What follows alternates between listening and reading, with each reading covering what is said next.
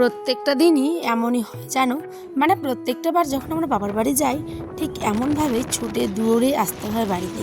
কারণ আরে পুরো ব্লগটা দেখো বুঝতে পারবে। Hey everyone, good morning and welcome back to new video. আজ আমার বাবার বাড়িতে শেষ দিন, তবুও ভাই শেষ দিনটা এমনভাবে কাটবে কে জানতো বলো তো। সত্যি কপালে যে কার কী থাকে কখন বলাই যায় না। আচ্ছা তোমরাও কি এমন করো? করে থাকলে অবশ্যই কিন্তু কমেন্টে জানাতে পারো। তো চলো শুরু করছি আজকের ব্লগ।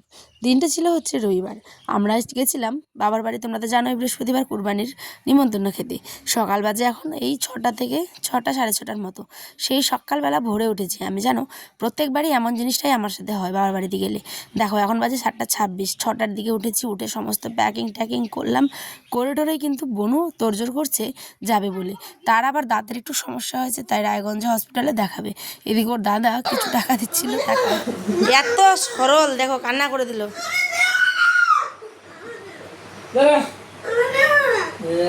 ওর কষ্ট হয়ে যাচ্ছে, ওকে যাওয়ার কথা বললে বাদ দাও বাদ দাও। ওরে দেখো আমার ছোট্ট বোনটা এখন কত সুন্দর সরল ভাবে কান্নাকাটি করছে, এখন দেখে হাসি পাচ্ছে আমার। এই ব্লগটা আমি জানি ওই দেখলে হয়তো রাগ করবে যে দিদি এই ব্লগ মানে এই ফুটেজটা কেন দিল, কিন্তু বিশ্বাস করবে না, এই এখন বড় হয়ে গেছে কিন্তু এর বাচ্চা মনটা এখনও যায়নি। আমার মা গতকালকে বলেছিল তুই বাড়িতে থেকে কী করবি, তোর হোস্টেলে তো পড়াশোনা হচ্ছে, আর বাড়িতে থাকলে তুই কিন্তু পড়াশোনা একদমই করছিস না। ওই কথাটা কেন বলেছে ওকে হস্টেলে যাওয়ার জন্য, সেই নিয়ে সে তার কি মানবিমান। সত্যি মানে বড় হয়েছে হয়তো চেহারার দিক থেকে, কিন্তু মনের দিক থেকে এখনও বাচ্চা। ওই এটা দেখলে হয়তো ভাববে যে দিদি এটা কেন দিলি, কিন্তু তোকে আমি একটা কথা বলছি বুনু, তুই যদি এই ব্লগটা দেখিস যে এটা কিন্তু একটা স্মৃতির পাতায় যুক্ত হলো তোর এই ছোট্ট মুহূর্তটুকু। আরও ছিল ক্লিপস, আমি চাইলে দিতে পারতাম কিন্তু ওগুলোকে আর দিলাম না। ঠিক আছে চলো, অনেক কিছুই বললাম, এবার আমি একটুখানি ঘরটাকে মানে দেখাই। এটা হচ্ছে রান্নাঘর, এদিকে মা কাচ্ছে কাপড়।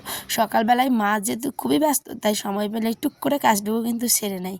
আর ওই জিনিসটা কিন্তু এখন আমরা বুঝি, যেহেতু এখন আমরা মা হয়েছি, সাংসারিক হয়েছি, যখনই হাতের কাছে একটু ফাঁকা সময় পাই তখনই চেষ্টা করি কোন কাজটা বাকি আছে। যখনই আমাদের ছোট্ট বেবিটা ঘুমাই থাকে তখনই কিন্তু চেষ্টা করি বাকি হাতের কাজটুকু সেরে নিতে। ঘরটাকে লাস্টবার তোমাদের সাথেও শেয়ার করলাম।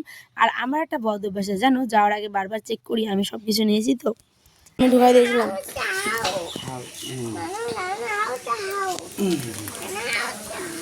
দেখো 6 মিনিটের ব্লগ, তবু তোমাদের কাছে হয়তো অনেক বড়, কিন্তু বিশ্বাস করবে না দিনের এক একটা গল্প অনেক বড় হয়। সেই লিখতে গেলে কিন্তু একটা ডায়েরি ভরে যাবে, তাই না বলো? কত কষ্ট করে ভালো ভালো ক্লিপসগুলো তোমাদের সঙ্গে তুলে ধরি। আমার এই জীবন কাহিনীর একটু একটু করে মালা গেঁথে তোমাদের সামনে কিন্তু ছোট্ট একটা ফুলের তোড়া উপহার দিই। এখন বাবা তো দেবেই না, বড় মাসি দেখতে যাচ্ছিস, তাড়াতাড়ি আসবে। হ্যাঁ এটা নিলে আমার নানুকে একটা আমাকে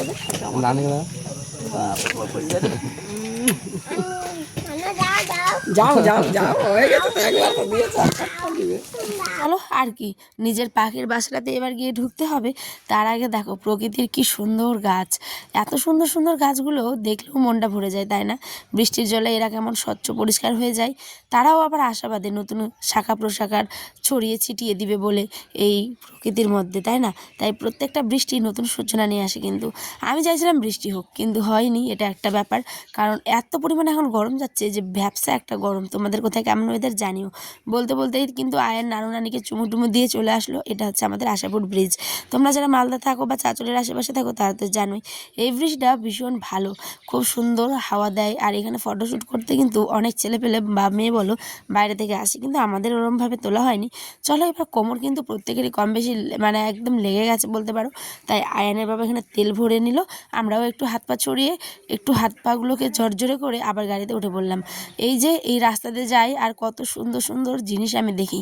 মানুষের দৈনন্দিন জীবনের কত মানে কষ্ট, তাই না বলো?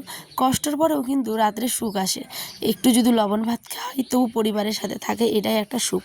আর যারা বাইরের জীবনে বসবাস করো হয়তো বা প্রবাসে, তাদের জীবনটা একটু কোথাও গেলেও রাত্রেবেলা চিন্তা আসে, ইস মানুষটা যদি পাশে থাকতো। ঠিক বললাম কি না বলো তো? যতই সে ভালো মন্দ খাক না কেন, আত্মীয় স্বজনের পাশে থাকা, কাছের মানুষের পাশে থাকা কিন্তু সবথেকে বড় শক্তি। এবার আসা আসলাম রাতে রান্নাবান্নায়। তখন থেকে এসে মানে দুপুর 12টায় পৌঁছেছি, আর কোনো কিছু ক্লিপস আমি নিয়ে আমার ফুটেজ অলরেডি ভরে গেছিলো। আর 3 ঘন্টা জার্নি করে আসার পর আর ইচ্ছে ছিল না যে আমি ক্যামেরাটা ফোনে ধরি। তো চলো কী আর করা যাবে, অনেক কাপড় চোপড় ধুলাম, জুতো টুতোগুলো ধুয়েছি, ঘরটর পরিষ্কার করেছি, ওগুলো কিচ্ছু শেয়ার করিনি, ওগুলো নেক্সট ব্লগে তোমাদের সাথে শেয়ার করব। আর এইখানে আমি বসে দিয়েছি মাংস, একটুখানি মা দিয়েছে, বাকিটা কিন্তু কাঁচা ফ্রিজেই আছে। একটুখানি মা দিয়েছে, আর ওই যে ঈদের দিন আমাদের দিয়ে গেছিলো একটুখানি খাসির মাংস, তো সেই অল্প খাসির মাংসটাকে আলু দিয়ে করবো আলাদা করে। আর এই দিকে ছিল বিফ, তো বিফটাকেও কিন্তু আমি ভালো করে কষা কষা করে রান্না করে নিচ্ছি। দেখো এইখানে কিন্তু আমি বলছি না যে এটা খাওয়া ঠিক না বা কিছু, দেখো যার ধর্মে যেটা খাওয়ার সে তো খাবেই, তাই না বলো? তো ঠিক আছে, আমি ওসব ব্যাপারে যাচ্ছি না, তোমাদের ভালোবাসাই আমি সবটুকু আমি শেয়ার করি, কেউ খারাপভাবে নিও না। এইখানে মাংস রান্না কিন্তু চলছে, আর লাস্টের দিকে খাওয়া দাওয়ার ব্লগ কিন্তু আমি শেয়ার করতে পারিনি, কারণ এত স্টোরেজ ভরে গেছে যে আমার গ্যালারিটাই ওপেন হচ্ছিল না। বাই দ্য ওয়ে দেখো মাংসটা কি সুন্দর টকবক করে ফুটছে, আর কালারটা কি সুন্দর এসেছে, তাই না? তো চলো নেক্সট ব্লগে আবার দেখা হবে। সকলে ভালো থেকো, সুস্থ থেকো, আল্লাহ হাফেজ।